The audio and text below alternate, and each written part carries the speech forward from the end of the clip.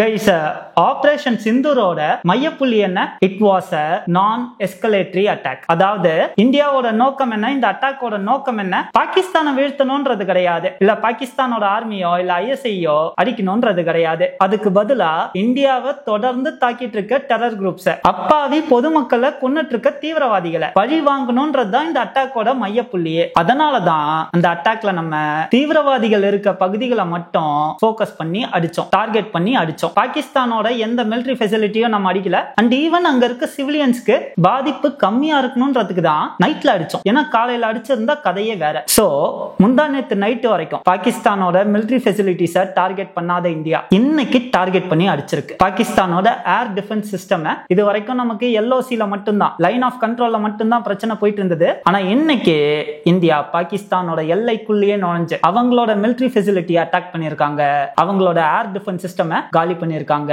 இதை ஏன் செஞ்சாங்கன்றது தான் இந்த பதிவுல ஷார்ட்டா பார்க்க போறோம். முந்தா நேத்து நைட் நம்ம ஆபரேஷன் சிந்தூர் பண்ணோமா, பாகிஸ்தான்லயும் பாகிஸ்தான் ஆக்குபைட் காஷ்மீர்லயும் மொத்தம் 9 இடத்தை அட்டாக் பண்ணோமா. அதுக்கு அடுத்த நாள் நேத்து நைட் பாகிஸ்தானோட மிலிட்டரி என்ன பண்ணிருக்கு? இந்தியாவை அட்டாக் பண்ண ட்ரை பண்ணிருக்கு. அதுவும் நார்த் வெஸ்டர்ன் பார்ட் ஆஃப் இந்தியாவை அட்டாக் பண்ண ட்ரை பண்ணிருக்கு. இந்தியாவோட இந்த நார்த் வெஸ்டர்ன் பகுதியில் இருக்க 15 சிட்டிஸ்ல மிசைல்ஸ் மூலமாவும் ட்ரோன்ஸ் மூலமாவும் தாக்க முயற்சி பண்ணிருக்காங்க. ஸ்ரீநகர், பத்தான்கோட், அம்ரிஸ்டர், அவந்திபுரா, ஜலந்தர், லூதியானா, சண்டிகர், இந்த மாதிரி 15 நகரங்கள்ல இருக்க மிலிட்டரி பேஸ, மிலிட்டரி ஃபெசிலிட்டியை பாகிஸ்தானோட மிலிட்டரி அபிஷியலா தாக்க முயற்சி பண்ணிருக்கு. இந்த மிசைல்ஸை, இந்த ட்ரோன்ஸை இந்தியாவோட ஏர் டிஃபென்ஸ் சிஸ்டம் ரஷ்யன் மேடு S-400 என்ன பண்ணிருச்சு? எல்லா மிசைல்ஸையும் எல்லா ட்ரோன்ஸையும் நியூட்ரலைஸ் பண்ணிருச்சு, அதாவது காலி பண்ணிருச்சு. இப்போ நான் ஏற்கனவே சொன்ன மாதிரி நம்ம பாகிஸ்தானோட மிலிட்டரி ஃபெசிலிட்டியை இதுக்கு முன்னாடி அட்டாக் பண்ண ட்ரை பண்ணல. ஆனா பாகிஸ்தான் நேத்து நைட் இந்தியாவோட மிலிட்டரி ஃபெசிலிட்டியை அட்டாக் பண்ண ட்ரை பண்ணிருக்கு. அதுக்கு பதிலடியா இந்தியா இன்னைக்கு என்ன ரெஸ்பாண்ட் பண்ணிருக்காங்கன்னா,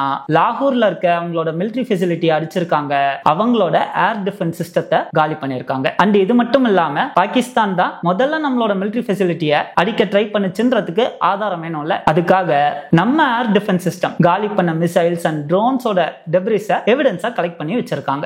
वायु रक्षा रडार और प्रणालियों को निशाना बनाया। भारत की प्रतिक्रिया समान क्षेत्र में समान तीव्रता के साथ की गई। यह विश्वसनीय रूप से ज्ञात हुआ कि लाहौर में स्थित एक वायु रक्षा प्रणाली को निष्क्रिय कर दिया गया।